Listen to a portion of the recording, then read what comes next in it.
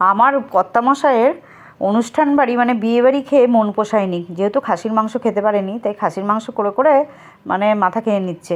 তা গত রবিবারে খাসির মাংস করা হতো, কিন্তু আমার পিসি শাশুড়ি মারা গেছিলো, তার বাড়িতে গিয়েছিলাম বলে আর হয়নি।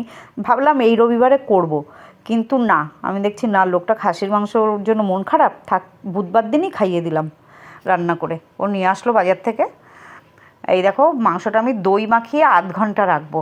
তারপরে আমি এখন মশলাগুলো সব করে নিচ্ছি, করে নিয়ে মশলাগুলো দিয়ে আবার আধ ঘন্টা রাখবো। এই দেখো, মশলা বলতে এখানে ধনে, জিরে, তেজপাতা, আদা রসুন বাটা আছে, আর লাল লঙ্কার গুঁড়ো দিচ্ছি, বলেছে লাল ঝোল করবে, আর পেঁয়াজ কুচি সব একসাথে দিয়ে দিলাম। এর মধ্যে দেবো হলুদ, সর্ষের তেল, সব কিছু দিয়ে মাখিয়ে আরও আধ ঘন্টা রাখবো। তাহলে আধ ঘন্টা 1 ঘন্টা হলো ম্যারিনেটটা হবে।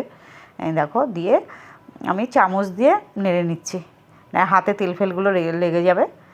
দেখো, দিয়ে আধ ঘন্টা বলেছে ভালো করে করবে, লাল টকটকে ঝোল করবে, নাহলে কিন্তু আমি খাবো না। আমার ঠাকুমার আমল থেকে খাসির মাংস খেয়ে এসেছি লাল ঝোল, আর তুমি কাঁচা লঙ্কা দিয়ে ঝোল করো, কাশ্মীরি লঙ্কার গুঁড়ো দাও, লাল হয় না ঝোল তেমন। এই দেখো, এবার লবণ দিয়ে দিলাম, স্বাদ মতো লবণটা দেবো, লবণটা একটু কম দেবো পরিমাণে এখন, পরে লাগলে দেবো।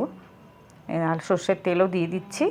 খুব বলেছে মনোযোগ সহকারে রান্নাটা করবে, কিন্তু এত দামের মাংস এনেছি, যদি ভালো না হয় না দেখবো খাবো না কিন্তু। আমি না না বাবা, ভালো করেই করব।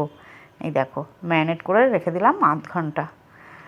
এইবার আলুগুলো আমি হাফ সেদ্ধ করে নিয়েছি, 50%। এই দেখো, সিদ্ধ করে আমি হলুদ আর লবণ মাখিয়ে রেখেছিলাম, এখন ভাজার সময় একটু লঙ্কার গুঁড়ো মিশিয়ে ভাজছি। ধামসা আলু দিয়ে আমি আজকে খাসির মাংসের পাতলা ঝোল করব। এই ঝোলটার নাম দিয়েছে আমার ছেলে, বললে লাল ঝোল করবে। আমি যে ঠিক আছে, লাল ঝোলই নাম দিস। আলুগুলো এখন তেলে আমি ভেজে নেব। এই দেখো, তেলে আমি আলুগুলো ভেজে তুলে নেব ভালো করে। আমার ছেলে বলছে খাসির মাংসের আলু না খেলে মনেই হবে না মাংসর ঝোল খেয়েছি, আলুতেই সব ঝোল মানে স্বাদ লেগে থাকে আলুর মধ্যে। কারা গো আলু খায় না মা? আলু ছাড়া সব মানে ভালো লাগে? আমি যে সবাই আলু খায়, আর আমি তো খুবই আলু ভক্ত। আলু ছাড়া আমার ভালোই লাগে না কোনো কিছু। তাও এখন কমে গেছে আলু খাওয়া, সুগার করে করে বাড়ির লোকের সুগার। এই দেখো, এবার গোটা গরম মশলা আর হচ্ছে তেজপাতা দিয়ে দিয়েছি। গোটা গরম মশলা বলতে লবঙ্গ, এলাচ, দারচিনি।